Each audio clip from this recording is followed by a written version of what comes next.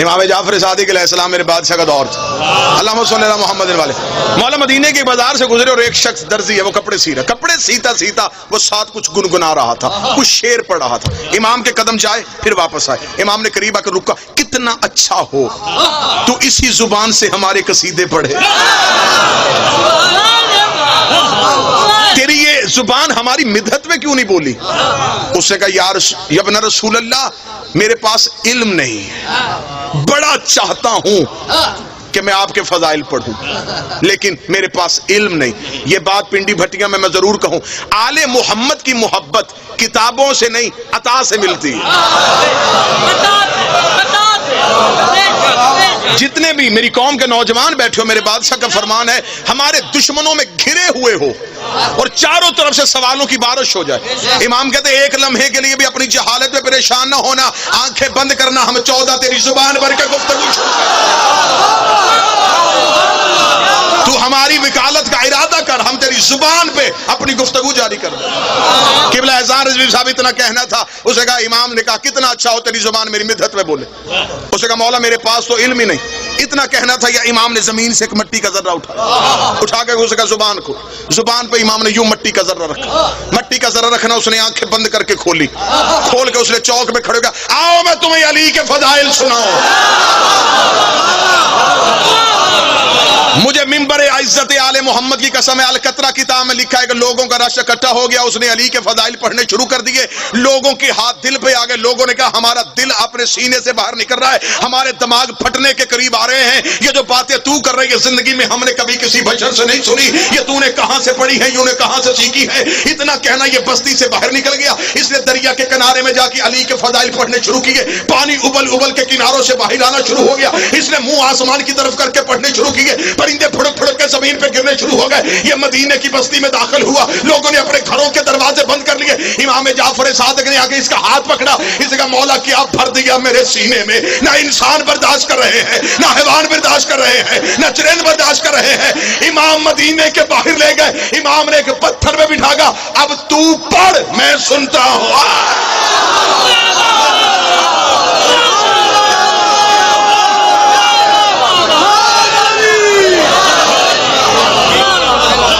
علی ولی اللہ شریف ماؤں کی اولادوں کے لیے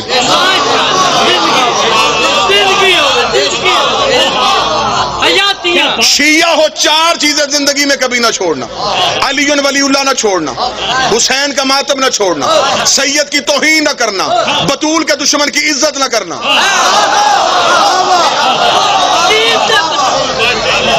مصلحت کے ساتھ زندگی گزارنی, پھر چھوڑ علی کو. میں نے بڑے شیعہ دیکھے جو کہتے ہیں جی کیا کریں, محلے داری بھی ہے, علاقے داری بھی ہے. نام عزت سے لینا پڑ ہی جاتا ہے. اگر ان کا نام عزت سے لینا پڑتا ہے تو پھر اپنی زبان سے علی کا نام نہ لیا کر. تیری مجبوری دنیا ہے, پھر علی چھوڑ دے, کیونکہ دنیا اور علی ایک گھر میں رہ نہیں سکتے. علی نے دنیا کو طلاق دی ہوئی ہے. جہاں دنیا رہتی ہو وہاں علی آتا ہی نہیں ہے. مصلحت کی زندگی نہ گزارو, اپنے عقیدے پہ یوں سیسا پلائی دیوار ہو جائے, ڈٹ جاؤ اپنے عقیدے پہ. علی ولی اللہ ہے. حد ہو گئی ہے, لوگ جاہلوں کو پیر بنا رہے ہیں اور تم اپنے سچوں کے دامن سے پیچھے ہٹ رہے. آج کا دور جو ہے, اس دور میں تلوار نہیں لڑ رہی. ہر دور میں شیعہ کی گردن پہ تلوار رہی ہے. آج کے دور میں شیعت کے سامنے فتویٰ ہے. ڈھنگ بدل بدل کے, طریقے بدل بدل کے لوگ تمہارے سامنے آئیں گے, تم سے عقیدہ چوری کرنے کی کوشش کریں. علی ولی اللہ نہ چھوڑنا, حسین کا ماتم سوچ کے نہ کرنا.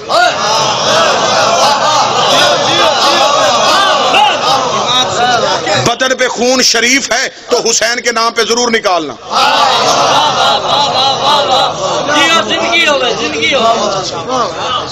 سید کی توہین نہ کرنا.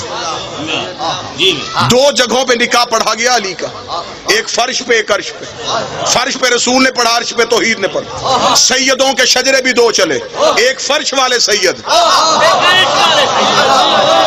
ایک عرش والے سید. عرش والی اولاد زہرا معصوم ہے، فرش والی غیر معصوم ہے. عرش والے معصوم ہے، یہ غیر معصوم ہے. ان کی اطاعت ہے، ان کا احترام ہے.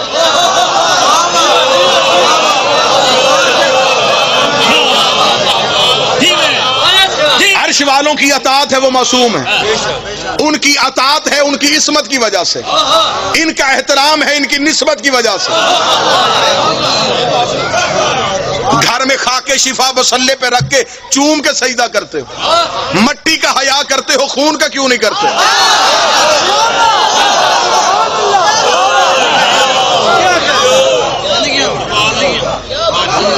سیدزادی ایک دن کی بھی ہو امتی کی ماں، بغیرت ہے وہ بندہ جو سیدزادی کا عقد غیر سید سے جائز سمجھے. آج بھی اولاد زہرا کو مختلف طریقوں سے لوٹا جا رہا ہے. سید اور ہیں، غیر سید اور ہے. سیدزادی کا نکاح غیر سید سے ہو جائے گا، سیدزادی پہ صدقہ حرام ہے، غیر سید پہ حلال ہے. حلال اور حرام کا فرق ہے. دلیلیں مانگو گے میں ممبر پہ کئی دلیلیں دینے کے لیے تیار. عقیدہ ہو تو پھر سیسا پلائی ہوئی دیوار ہونا چاہیے. بطول کے نوح دے پتر نے، نوح کا ایک بیٹا باغی ہوا تھا. نوح نے کہا تھا میرے لئے بچ سکتا ہے، فرمایا لیسا من اہلک، تیرا ہے ہی نہیں. میں نے تیرے شجرے سے نکال کے پھینک دیا ہے. نوح کا بیٹا نوح کا انکار کرے، اللہ شجرے سے نکال سکتا ہے. آج سید علی ولی اللہ کا انکار کرے، وہ حرام زادہ تو ہو سکتا ہے، سید نہیں ہو سکتا.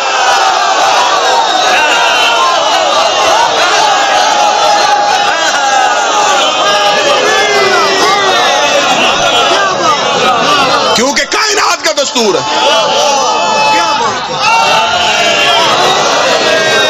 جس پہ حسن اور حسین کا فیض ہو وہ کبھی انہیں بھونکتا نہیں.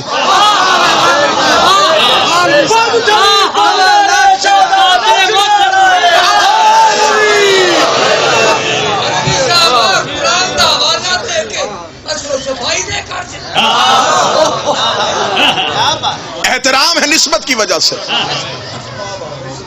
نسبت کی وجہ سے احترام کرو. کسی بستی میں ایک سید بھی ہو، وہ بستی شکر کا سجدہ ادا کرے، اس سید کی وجہ سے وہ بستی قائم ہے.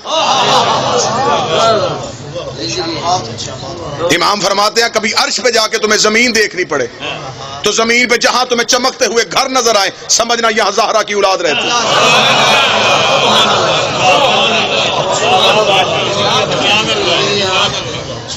اب یہ نیا دور آ گیا، نہیں جی علم کی بنیاد پہ احترام کرو، کوئی مسئلہ نہیں.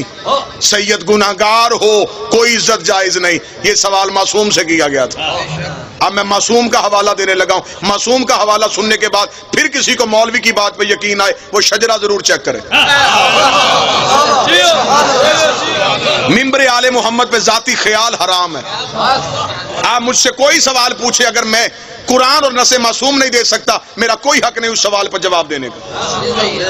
میں اپنی جہالت کا اقرار کر سکتا ہوں، لیکن میں مذہب آل محمد پہ اپنی ذاتی سوچ کو نہیں دلیل دے سکتا.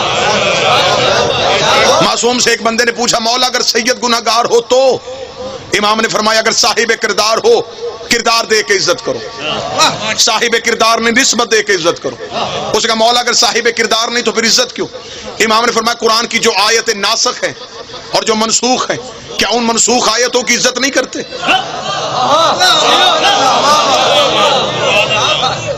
اس نے کہا مولا کرتے ہیں. فرمایا اگر منسوخ آیت کی عزت ہو سکتی ہے، گناہگار سید کی بھی عزت ہو سکتی ہے. یہ ان کا اور ہمارا معاملہ ہے، ہم مجھ سے پوچھیں گے. میرا صادق امام گلی سے گزر رہا تھا، یا امام کا ایک محب اوندے منہ لیٹا ہوا تھا زمین پہ، بے ہوش تھا، نیم بے ہوشی کی حالت میں تھا. نیم بے ہوشی کی حالت میں ہے اور بدن غلاظت سے بھرا ہوا ہے. امام قریب سے گزرے، شیعہ کا مقام سنانے لگا ہوں، یوں گرا ہوا ہے. ایک دشمن آل محمد قریب سے گزرا اور امام صادق سے کہا اب کہنا یہ بھی تیرا شیعہ ہے. ایسے ہوتے ہیں تیرے شیعہ؟ نہ اسے جسم کی طہارت کا پتہ، کیسے لیٹا ہوا ہے. امام نے اسے ہاتھ سے پکڑ کے سیدھا کیا، آنکھیں اس کی کھلی نہیں. یہ جب سیدھا اسے کہا یا علی، امام نے کہا دیکھ اپنی ہوش نہیں، یہ تو پتا ہے کہ علی ہے.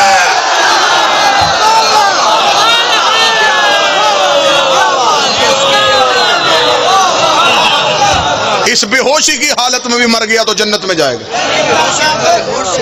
علامہ صاحب انہیں آخیا بھی یعنی تیرے دشمن تے لانا. آل محمد کا مذہب ذاتی سوچ کا مذہب نہیں.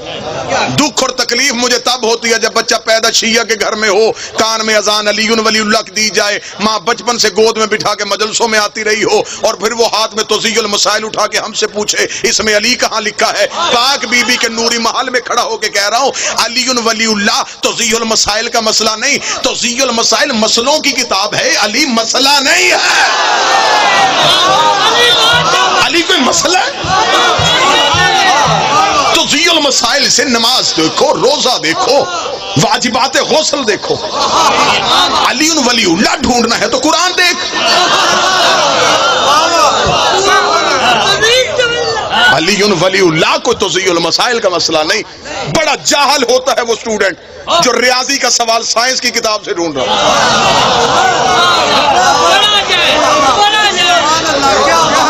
علی ولی اللہ خالصتاً قرآن کا مسئلہ. وعدہ کیا تھا میں نے چند لمحے میں پاک اماموں کی پاک امہات کا تذکرہ ضرور کروں. اب آپ نے جتنی داد دینی تھی وہ داد دے چکے. اب تقریر کا اگلا حصہ جو ہے وہ تھوڑا خشک ہو سکتا ہے، لیکن میرے نزدیک مطمئن نظر داد نہیں. بہت زیادہ پڑھا، ابتدا ہی میری ذاکری کی اسی پنڈی بھٹیاں سے ہوئی. میں اقرار کرتا ہوں، ممبر پہ اقرار کر رہا ہوں. بدبخت ہوتا ہے وہ بندہ جو اپنے محسنوں کو فراموش کر دیتا.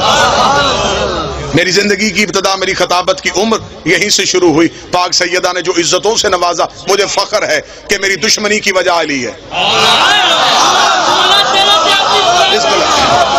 بابا احسان رضوی صاحب، میری دشمنی کی وجہ علی ہے، اور مجھے فخر ہے میری نسلیں بھی وہ قرضہ اتارنا چاہیں تو زندگی میں نہیں اتار سکتی جو پاک بی بی نے مجھ پہ قرض کیا. پاک بی بی نے احسان کیا. وہ احسان یہ ہے کہ میں نے محمد کی بیٹی کی وکالت میں ہتھکڑیاں پہنی ہیں.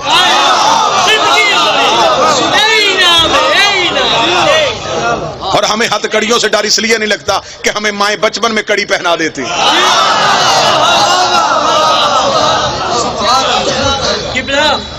مسجد کوفہ سرکار میس میں تمار پہ روزے دوتے ایک سلام لکھا ہے آج بھی، السلام علیکہ یا شہید والولائے امیر المومنین علی ابن ابی طالب علیہ. بے شک اس تو بڑا انعام، بے شک عقیدہ ولایت، بے شک بے شک علی کی ولایت میں انسان جہاں بھی مارا جائے.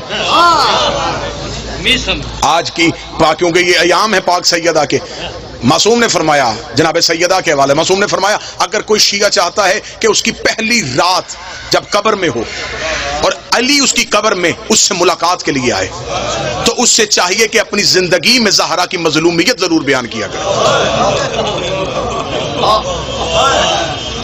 چھوٹی چھوٹی چیزیں ہوتی ہیں لیکن یہ زندگی میں بہت نادر تحفے ہوتے ہیں. بس اب تھوڑا سا میں ذکر کروں گا پاک اماموں کی ان پاک ماؤں کا تذکرہ جو بڑا ضروری ہے.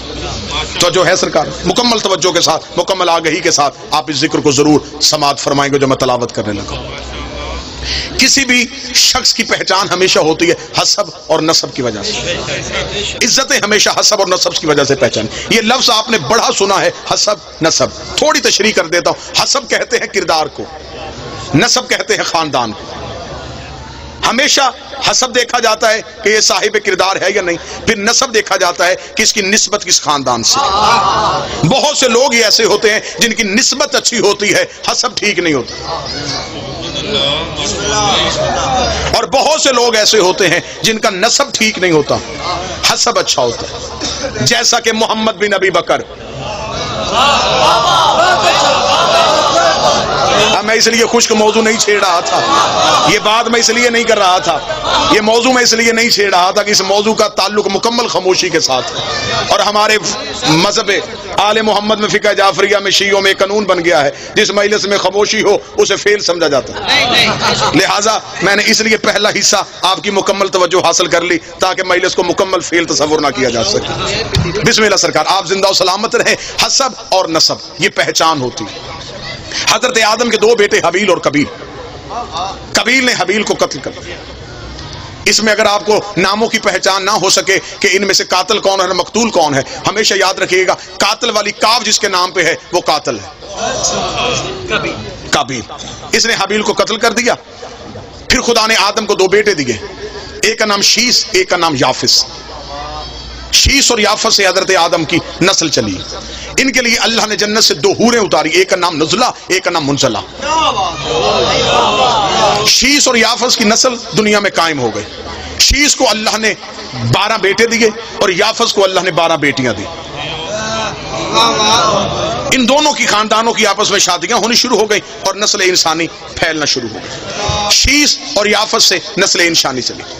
پھر یافس کی نسل سے خدا نے آگے انبیاء کا سلسلہ شروع کیا۔ یافس کا ایک بیٹا نبی بنایا جسے انوش کہا گیا۔ انوش کے ایک بیٹے کو نبی بنایا جسے کنان کہا گیا۔ کنان کا بیٹا نبی ہوا جسے مہلائیل کہا گیا۔ مہلائیل کا بیٹا نبی ہوا جسے ال کہا گیا۔ ال کا بیٹا نبی ہوا جسے یرد کہا گیا۔ یرد کا بیٹا نبی ہوا جسے اخنوک کہا گیا۔ اخنوک کو ادریس کہتے ہیں۔ یہ جناب ادریس اس دنیا میں پہلا انسان ہے جس نے تہذیب انسانیت کا آغاز کیا۔ جناب ادریس کی زندگی، جناب ادریس کے بارے میں مکمل مجلس پڑھی جا سکتی لیکن میں بڑی جلدی گزرنا چاہتا ہوں۔ جناب ادریس وہ ہیں سب سے پہلے یہ جو زراعت ہے، یہ جو آپ آج کھیتی باڑی کرتے ہیں، یہ سب سے پہلے جناب ادریس نے شروع کی۔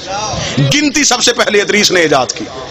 ستاروں کا علم سب سے پہلے زمین پہ جناب ادریس نے پہنچایا۔ سب سے زیادہ مشہور یہ ہے کہ جو انسان کپڑے پہنتا ہے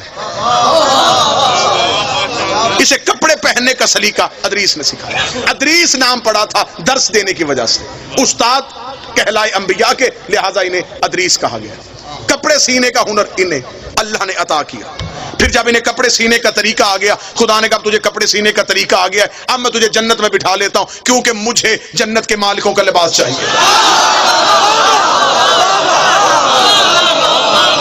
جناب ادریس کو خدا نے، اور جناب ادریس وہ اللہ کا نبی ہے جو زندہ ہے اور جنت میں ہے۔ عیسیٰ زندہ ہے لیکن جنت میں نہیں، عیسیٰ چوتھے آسمان پہ۔ ادریس زندہ ہے لیکن جنت میں، اس لیے یہ کام پہلے کر چکا ہے جس کے بعد جنت میں جانا تھا۔ یہ وہ کپڑے سی چکا ہے۔ عیسیٰ کا بھی کام باقی ہے کیونکہ 12ویں کا بھی ظہور نہیں ہوا۔ لہذا جناب ادریس سے توجہ مکمل سرکار، جناب ادریس سے تہذیب انسانیت کا پھر آگے سے آغاز ہو گیا۔ جناب ادریس کا ایک پوتا جس کو نام لمک بھی کہتے ہیں، لامک بھی کہتے ہیں، ان کا ایک بیٹا ہوا جس کو کہتے ہیں یشغر۔ یشغر کیونکہ عبرانی زبان کا لفظ ہے، اسے عربی میں عبد الغفار بھی کہا گیا، عبد الشکور بھی کہا گیا، عبد الاعلی بھی کہا گیا۔ یہ 3 نام تاریخ میں عرب کی طرح لکھے لیکن نام ان کا پڑ گیا نوح، نوحہ پڑھنے کی وجہ سے۔ قوم ظلم کرتی تھی، نوح نوحہ پڑھتا تھا۔ قوم پتھر مارتی تھی، نوح نوحہ پڑھتا تھا۔ نوحے پڑھنا نبیوں کی سنت ہے، پتھر مارنا کافروں کی عادت۔ نوجوان آج کی مجلس کو مکمل توجہ فرمائیے۔ جناب نوح نے سلسلہ تبلیغ کا آغاز کر دیا۔ 950 سال یہ اللہ کا نبی تبلیغ کرتا رہا۔ 950 سال۔ بندے کتنے مسلمان ہوئے؟ 80۔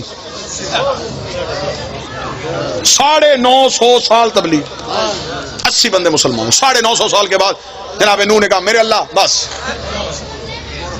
تھک گیا ہوں۔ 950 سال کوئی تھوڑا عرصہ نہیں ہوتا۔ عذاب بھیج ان پہ۔ نوح نے عذاب مانگا، یہ جبریل آیا۔ جبریل نے ہاتھ میں کھجوریں رکھ دی۔ اسے کہا اللہ کہہ رہا کھجوریں کھا اور گٹھلیاں دفنا۔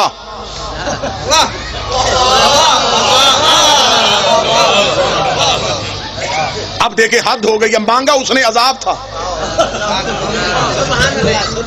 کھجوریں گئی۔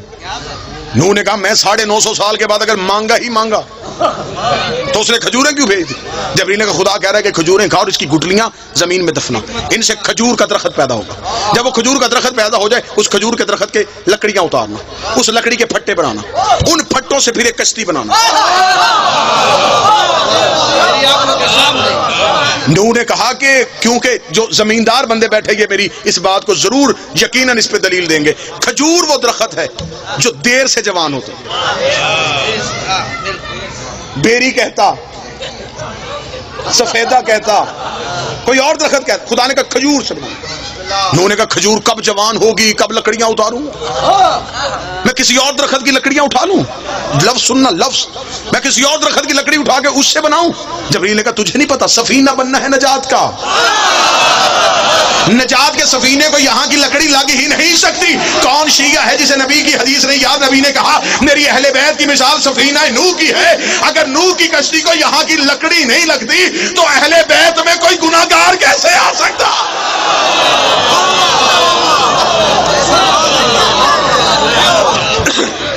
جناب نوح نے، میں خیر پورا واقعہ میں ایک سارے قصے چھوڑ رہا ہوں، جناب نوح نے سفینہ تیار کر لیا، سفینہ تیار کر کے جناب نوح نے بٹھایا سب کو، جو 80 لوگ تھے انہیں بٹھا لیا، بیٹا چھوڑ کے چلا گیا کنعان، ڈوب گیا، بیوی غرق تھی، نبی کی بیوی ماری گئی،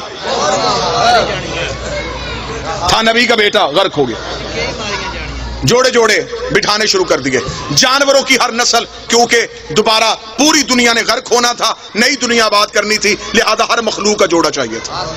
نبی نے بلایا ساری مخلوقات میں سے 80 انسان آ گئے اور ہر ایک جانور کا جوڑا جوڑا آنا شروع ہوا، حتیٰ کہ خنزیر جو ہے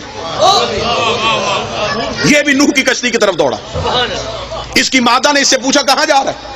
اس نے کہا تجھے نہیں پتا نبی بلا رہا ہے، اگر نہ گئے تو کل کو دنیا کہے گی تھی سور تھے نہیں آئے۔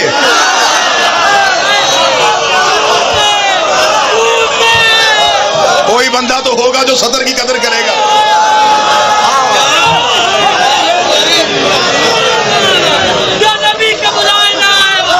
کل کو دنیا کہے گی، رائے نجم صاحب کل کو دنیا کہے گی خنزیر تھے نبی بلاتا رہا، نہیں ہے، لہذا ہمیں جانا پڑے گا۔ چلے گئے 80 لوگ آباد ہو، 80 لوگ لے کے جناب نوح کی کشتی کو ہجودی پہ جا کر رکی، پوری دنیا غرق ہو گئی۔ ترکی کے قریب ایک شہر آوران آج بھی ہے، یہ پہلا شہر ہے جناب نوح کے دور کا جو آباد ہوا۔ اگر نوجوان بیٹھے، اگر آپ گوگل پہ جائیں میپ اٹھائیں تو آپ کو عراق سے موصل سے جو حلب کی روڈ ہے اس پہ آپ دیکھیں تو شمال کی جانب آپ کو وہ آبادی نظر آئے گی، آوران۔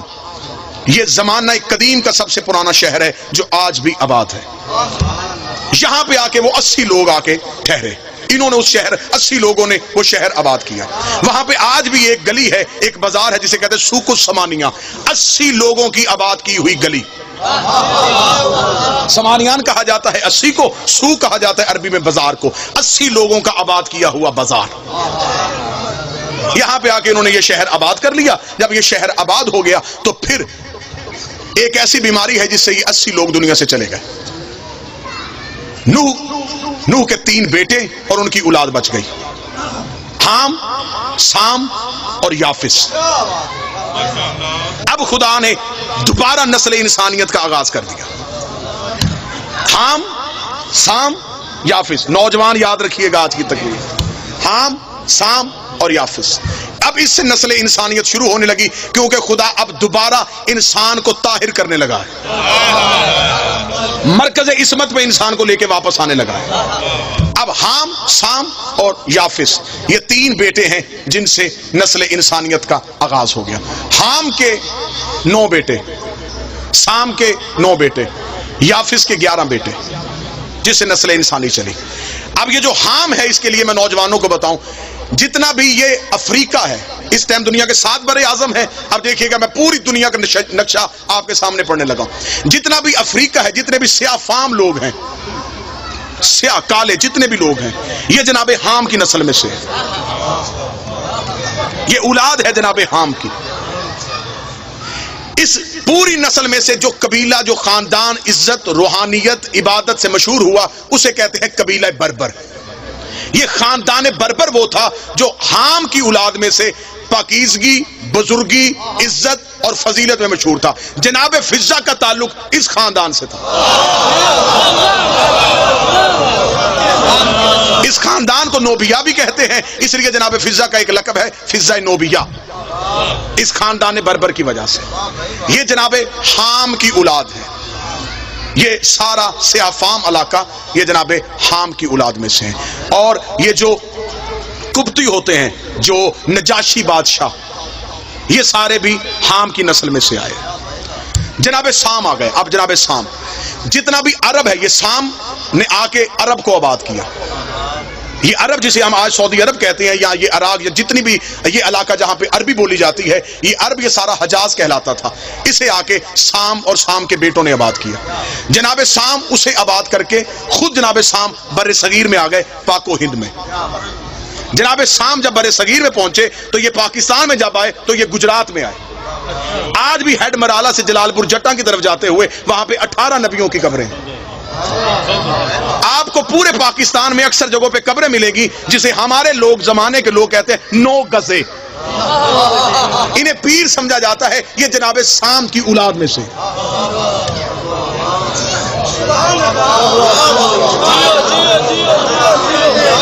بلکہ تاریخ کہتی ہے کہ خود جناب سام کی قبر بھی جو ہے وہ گجرات میں.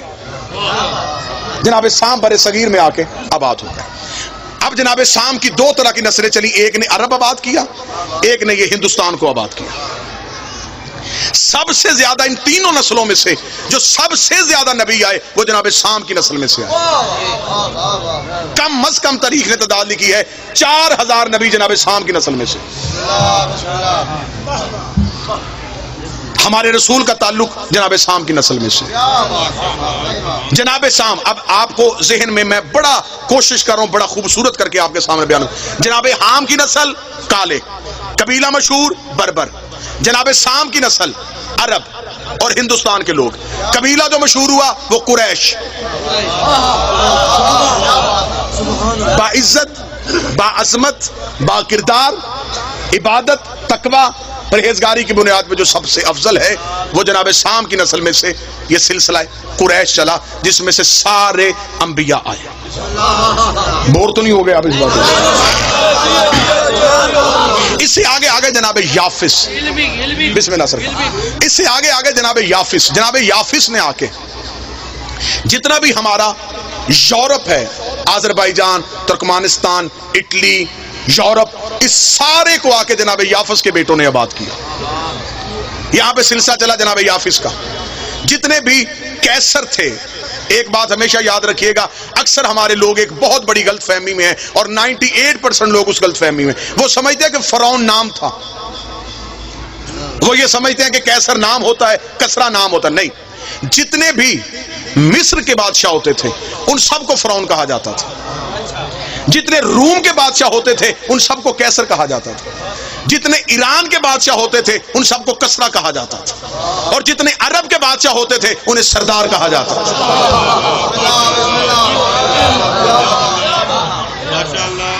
پھر ایک چوتھی نسل چلی. ان تینوں نسلوں کے امتزاج سے ایک چوتھی نسل قائم ہوئی جسے آریہ کہا جاتا ہے. اگر آپ نوجوان جائیں گے انٹرنیٹ پہ آپ جا کے سرچ کریں گے تو مہابھارت برہمن جو ہندو مذہب میں ہے، جو ہندو مذہب کا سب سے برگزیدہ خاندان ہے، اس کا تعلق بھی آریہ نسل کے ساتھ ہے. یہ 4 نسلیں آباد ہو گئی، حام، سام اور پھر آریائی نسل. جناب یافس کو چھوڑ کے حام، سام اور آریہ. جناب یافس پہ پھر گفتگو، کل کی گفتگو پہ میں جناب یافس پہ بول دوں گا. اب ہمارے جو 5 امام ہیں ان کی مائیں سامی النسل ہیں.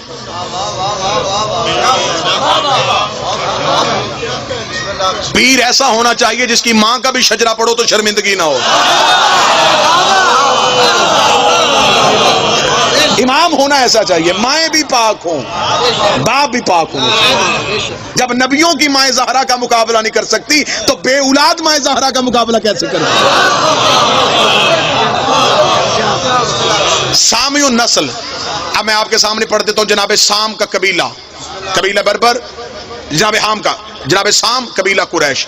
جناب سام کے قبیلے میں سے جو ہمارے 5 آئمہ کی والدہ امہات ہیں، مائیں ہیں مقدس، ان میں سے پہلی ماں مولا امیر المومنین کی والدہ جناب فاطمہ بنت اسد، اللہم صلی علی محمد و آل محمد، اسد کی بیٹی، نسل سام کی، مولا امام حسن اور امام حسین کی والدہ جناب سیدہ شہزادی کونین، نسل سام میں سے 3 امام ہو گئے جی۔ 5واں امام امام محمد باقر علیہ السلام، ان کی والدہ ہے فاطمہ بنت حسن، امام حسن کی بیٹی فاطمہ، ان کا تعلق بھی جناب سام کی نسل میں سے، ٹھیک ہو گیا۔ چوتھے امام جو ہیں، چوتھے امام ان کی والدہ شہر بانو، شہر بانو کا تعلق آریہ نسل کے ساتھ ہے، ایرانی نسل کے ساتھ۔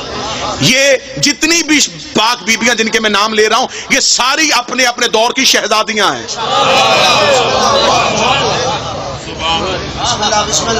5 امام جن کی مائیں سامی نسل میں سے ہیں، 3 امام وہ ہیں جن کی مائیں حامی نسل میں سے ہیں، جناب امام موسیٰ کاظم علیہ السلام، اللہم صلی علی محمد و آل محمد، ان کی والدہ حمیدہ خاتون، امام محمد تقی ان کی والدہ سمانہ خاتون، امام علی نقی ان کی والدہ سبیکہ خاتون۔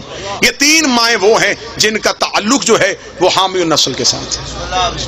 پھر آگے 3 مائیں ہیں جن کا تعلق آریائی نسل کے ساتھ ہے، جناب شہر بانو، امام زین العابدین کی والدہ، امام حسن عسکری کی والدہ حدیثہ خاتون، ان کا تعلق بھی آریائی نسل کے ساتھ ہے۔ جناب شہروانو نشیروان عادل، اس کا بیٹا کبیر تھا، اس کا بیٹا پھر آگے جا کے خسرو پرویز، خسرو پرویز کا بیٹا یزگرد، یزگرد کی بیٹی ہے جناب شہربانو۔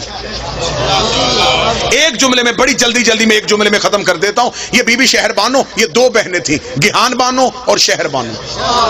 دوسری خلافت کے دور میں انہوں نے، کیونکہ ایران بہت بڑی سلطنت تھی، دوسرے خلیفہ نے ایران پہ قبضہ کرنے کے لیے فوجیں بھیج دی، فوجوں کی چڑھائی ہو گئی اور بہت لمبی جنگ شروع ہو گئی ایرانیوں کے ساتھ۔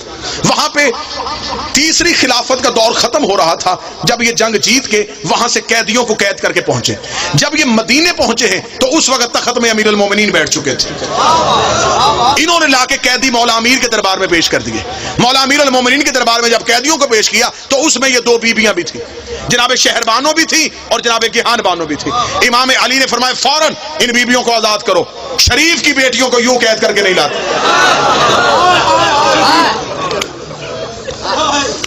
امام نے دونوں شہزادیوں کی رسیاں کھلوائیں، کھلوانے کے بعد امیر المومنین نے بھی یہ جملہ کہا تھا، یہ آواز قدرت آئی، اے علی ہم نے شہربانو کا نکاح حسین کے ساتھ پڑھ دیا۔ آنکھیں برس پڑی۔ انشاءاللہ یہیں سے گفتگو کا تسلسل آگے لے کے چلیں گے۔ اب 4 جملے میں مصیبت کے ضرور پڑھ دو۔ علی نے فرمایا کھول دو اس کی رسیاں۔ علی کے دربار میں 2 بیٹیاں آئیں، ایران کے بادشاہ کی۔ اللہ نے کہا ان کی رسیاں کھولو، اور جملے ہیں تاریخ میں، اللہ نے فرمایا شریف کی بیٹیوں کو یوں درباروں میں نہیں لاتے۔ یہ جملہ کہنے کے بعد علی تخت سے نیچے اترے اور حجرے میں جا کے چیخے مار کے روئے۔ علی کے ایک نوکر نے جا کے کہا یا علی آپ نے حکم دیا تھا، رسیاں کھل گئیں۔ فرمایا ایران کے بادشاہ کی بیٹیاں آئی ہیں اور دربار میں حیا ہو گیا، علی کی بیٹیاں شرابی کے دربار میں رسیاں پہن کے کھڑی رہیں۔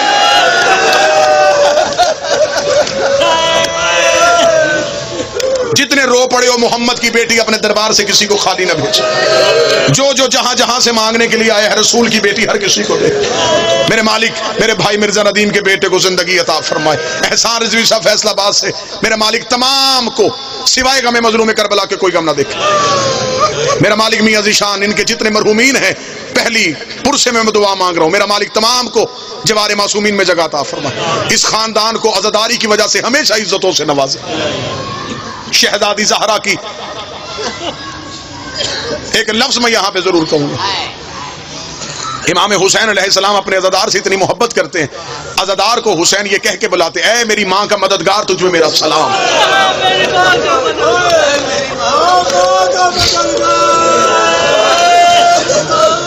آپ کے سامنے ذاکرین پڑھتے ہیں کہ رسول کی بیٹی کا پہلو سے ہاتھ نہیں اٹھا، نبی کی بیٹی اپنے دائیں ہاتھ سے تسبیح نہیں پڑھ سکی، زخم اتنا گہرا تھا بی بی پہلو سے ہاتھ نہیں اٹھاتی، انگلیاں شہید ہو چکی تھی، بی بی تسبیح نہیں کر سکتی تھی۔ اور ہمیشہ یہ دنیا کا دستور ہے، فطرت ہے، ایک جگہ پہ زخم ہو, دوسری پہ اللہ نہ کرے اس سے بڑا زخم آ جائے, پچھلا زخم بھول جاتا ہے, اگلے زخم پہ ہاتھ آ جاتا ہے. آپ کے سامنے میں نے یہ لفظ پڑھا, اب میں دیکھوں گا کون بندہ ہے جو کہلواتا بھی شیعہ ہے اور پھر وہ جملہ برداشت کرے گا. ساری زندگی حسین کی ماں نہ پہلو سے ہاتھ اٹھا سکی, نہ دائیں ہاتھ سے تسبیح کر سکی, لیکن کچھ وقت ایسے آئے ہیں زہرا کا ہاتھ بھی اٹھ گیا ہے, زہرا کا دائیں ہاتھ بھی اٹھ گیا ہے. جب حسین نے اکبر کی لاش اٹھانا چاہی, زہرا کا ہاتھ پہلو سے اٹھا. جب حسین نے قاسم کی لاش چنی, زہرا کا پہلو سے ہاتھ اٹھا. جب حسین نے اصغر کی گردن سے تیر کھینچا, زہرا کا پہلو سے ہاتھ اٹھ گیا. بی بی کی آواز آئی, حسین مجھے اپنے زخم بھول گئے, بھول گئے حسین مجھے پہلو کے زخم. کہاں کہاں نہیں روئی محمد کی بیٹی. ہم سارے شیعہ ہر نماز میں دعا مانگتے ہیں, 12واں آ جائے, 12واں آ جائے. مجھے بی بی کی عزت کی قسم ہے, تم سب جتنا انتظار کر رہے ہو, کئی گنا زیادہ انتظار کر رہی ہے محمد کی بیٹی. ہر روز جنت البقیع سے منہ آسمان کی طرف کرتی ہے, رو کے کہتی ہے کب آئے گا میرا مہدی, کب ان ٹوٹی ہوئی قبروں کا حساب لے گا. تیری ماں تیرا انتظار کر رہی, سید بیٹھے ہو, مجھے جملہ معاف کر دے, جب آئے گا میرا 12واں. بی بی اپنے بیٹے کی عدالت میں آئے گی, روکے گی, مہدی میں دنیا کی کسی عدالت میں نہیں گئی, میں تیری عدالت میں آئی ہوں, مجھے میری پسلیوں کا حساب لے کے دے, مجھے میرے پہلو کا حساب لے کے دے. یہ جملہ کہنے کے بعد بی بی ایک گٹھڑی 12ویں امام کے حوالے کرے گی, امام کے ہاتھوں میں گٹھڑی آئے گی, 12واں تخت سے گر کے بے ہوش ہو جائے گا. اب پوچھو اس گٹھڑی میں کیا ہے, محمد کی بیٹی کے دروازے کی جلی ہوئی لکڑیاں ہوگی. بی بی کہے گی مہدی انہیں سونگ, ان سے محسن کے خون کی خوشبو آ رہی. جیسے ساری زندگی رباب اصغر کا کرتا سنبھالتی رہی,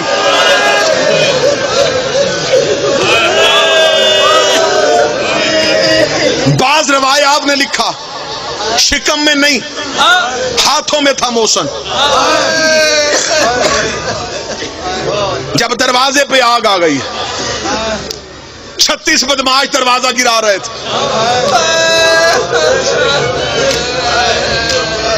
اکیلی محمد کی بیٹی ہاتھ رکھ کے کھڑی تھی.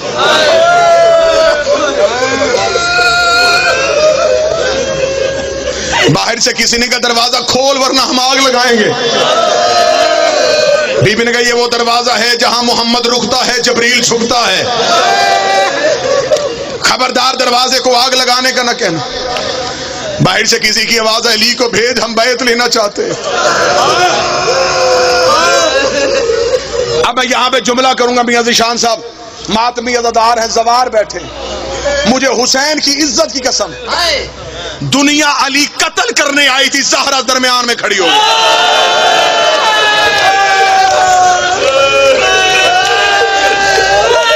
مجھے منبر کی عزت کی قسم ہے, یہ قتل کرنے آئے تھے علی کو, درمیان میں کھڑی ہو گئی زہرا. ولایت کا تحفظ کیا علی کی. حسین کی ماں یوں سامنے کھڑی ہے, 36 دروازہ گرا رہے, اکیلی محمد کی بیٹی دروازے پہ ہاتھ رکھ کے کھڑی ہے. اب میں بار بار رک رہا ہوں اس لیے کہ مجھے ڈر لگ رہا ہے کہ میں بی بی کے نوری محل کے سامنے کھڑا ہوں. مجھے جملہ معاف کر دینا, جب زہرا کا کوئی اپنی طاقت نہ رہی, بی بی کا دایاں ہاتھ دروازے پہ تھا, ایک کمینے نے آنکھ کا اشارہ کیا, کنفس بے غیرت نے تازیانہ نکالا, اس نے محمد کی بیٹی کے بازو پہ تازیانہ مارا. اسے کہا زہرا دروازہ چھوڑ, زہرا دروازہ چھوڑ, کوئی سید ہو مجھے معاف کر دینا. بی بی کا پہلو دروازہ گرنے کی وجہ سے زخمی نہیں ہوا, دروازہ گرنے سے محمد کی بیٹی کے پہلو پہ لوہے کی میخ لگی. پسلیاں شہید دروازہ گرنے سے نہیں ہوئی, بی بی دروازے کے نیچے تھی, لوگ صحن میں چلے.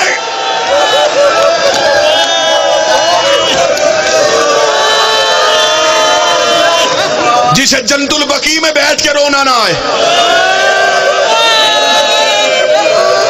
میں وہ جملہ پڑھ ہی نہیں سکتا, میں وہ جملہ نہیں پڑھوں گا جو کتاب میں ہے. کیسے گزرے یہ صحن میں داخل ہو گئے.